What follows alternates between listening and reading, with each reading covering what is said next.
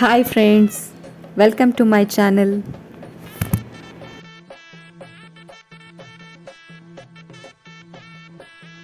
ಕರ್ನಾಟಕದ ಕಾಶ್ಮೀರವೆಂದು ಕರೆಯಲ್ಪಡುವ ಕೊಡಗು ಪ್ರಕೃತಿ ರಮಣೀಯವಾದ ಸ್ಥಳ.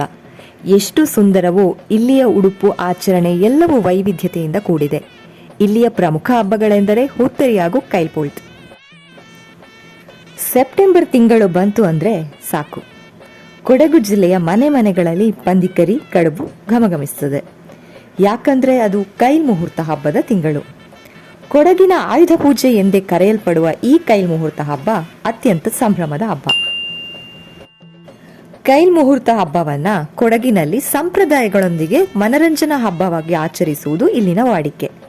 ಕೃಷಿಗೆ ಪ್ರಧಾನ ಆದ್ಯತೆ ನೀಡಿರುವ ಕೊಡಗು ಜಿಲ್ಲೆಯಲ್ಲಿ ವ್ಯವಸಾಯಕ್ಕೆ ಬಳಕೆಯಾದ ಉಪಕರಣಗಳಿಗೆ ಪೂಜೆ ಸಲ್ಲಿಸಿ ಈ ಹಬ್ಬವನ್ನ ಪ್ರಾರಂಭಿಸಲಾಗುತ್ತದೆ. ಸೆಪ್ಟೆಂಬರ್ ತಿಂಗಳಲ್ಲಿ ಆಚರಿಸುವ ಈ ಕೈಲ್ ಮುಹೂರ್ತ ಹಬ್ಬದ ಅಂಗವಾಗಿ ಕೊಡಗಿನಲ್ಲಿ ತೆಂಗಿನಕಾಯಿಗೆ ಗುಂಡು ಹೊಡೆಯುವ ಸಂಪ್ರದಾಯವಿದೆ. ಮಹಿಳೆಯರು ಮತ್ತು ಪುರುಷರು ಒಟ್ಟಿಗೆ ಸೇರಿ ಮರಕ್ಕೆ ತೆಂಗಿನಕಾಯಿ ಕಟ್ಟಿ ಅದಕ್ಕೆ ಗುರಿ ಇಟ್ಟು ಗುಂಡು ಹೊಡೆಯುತ್ತಾರೆ. ಅಲ್ಲದೆ ಕೊಡವ ಸಾಂಪ್ರದಾಯಿಕ ನೃತ್ಯ ಮಾಡುತ್ತಾ ಕೈಯಲ್ಲಿ ಬಂದೂಕು, ಕತ್ತಿ, ಗುರಾಣಿಗಳನ್ನ ಹಿಡಿದು ನೃತ್ಯ ಮಾಡುವ ಮೂಲಕ ಕೈಲ್ ಪೂಲ್ ಹಬ್ಬವನ್ನ ಖುಷಿಪಡುತ್ತಾರೆ. ಕೊಡಗಿನಲ್ಲಿ ಕೈಲ್ ಮುಹೂರ್ತ ಹಬ್ಬದ ದಿನದಂದು ಮೇಲ್ನೋಟಕ್ಕೆ ಕಂಡುಬರುವ ಹಬ್ಬದ ದೃಶ್ಯಗಳೆಂದರೆ ಊರ ಮೈದಾನದಲ್ಲಿ ವಿವಿಧ ಕ್ರೀಡಾಕೂಟ ನಡೆಯುತ್ತಿರುತ್ತವೆ.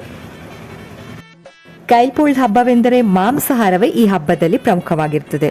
ಅದರಲ್ಲೂ ಕೊಡಗಿನಲ್ಲಿ ಪಂದಿಕರಿಗೆ ತುಂಬಾ ಪ್ರಾಮುಖ್ಯತೆ. ಮನೆಗಳಲ್ಲಿ ಹಂದಿ ಮಾಂಸದ ಸಾರು ಹಾಗೂ ಅಕ್ಕಿ ಕಡುಬಿನ ಅಡುಗೆ ಘಮಘಮಿಸ್ತಾ ಇರ್ತದೆ. ಚಿಕ್ಕವರು ದೊಡ್ಡವರನ್ನದೇ ಎಲ್ಲರೂ ಸಾಂಪ್ರದಾಯಿಕವಾಗಿ ಮದ್ಯ ಸೇವಿಸಿ ಖುಷಿಯಾಗಿರುತ್ತಾರೆ. ಈ ಕೈಲ್ಪುಳ್ದ ಆಚರಣೆಯ ಹಿನ್ನೆಲೆ ಏನು ಅಂತ ಹೇಳಿದ್ರೆ, ಸೆಪ್ಟೆಂಬರ್ ಹೊತ್ತಿಗೆ ನಾಟಿ ಕೆಲಸ, ತೋಟದ ಕೆಲಸವೆಲ್ಲ ಮುಗ್ದಿರ್ತದೆ.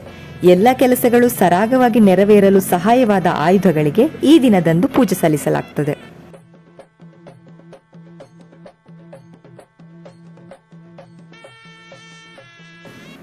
ನನ್ನ ಈ ವಿಡಿಯೋ ನಿಮಗೆ ಇಷ್ಟ ಆದಲ್ಲಿ ಪ್ಲೀಸ್ ಲೈಕ್ ಮಾಡಿ, ಶೇರ್ ಮಾಡಿ, ಕಮೆಂಟ್ ಮಾಡಿ, ಹಾಗೇನೆ ಸಬ್ಸ್ಕ್ರೈಬ್ ಮಾಡೋದನ್ನ ಮರಿಬೇಡಿ. Thank you.